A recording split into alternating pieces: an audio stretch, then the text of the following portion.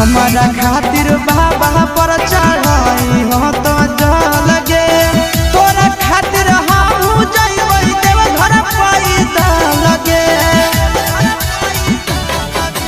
हमारा खातिर बाबा पर चढ़ाई हो तो जल गे तोरा खातिर हम जइबै देव घर पैदा लगे। आगे तो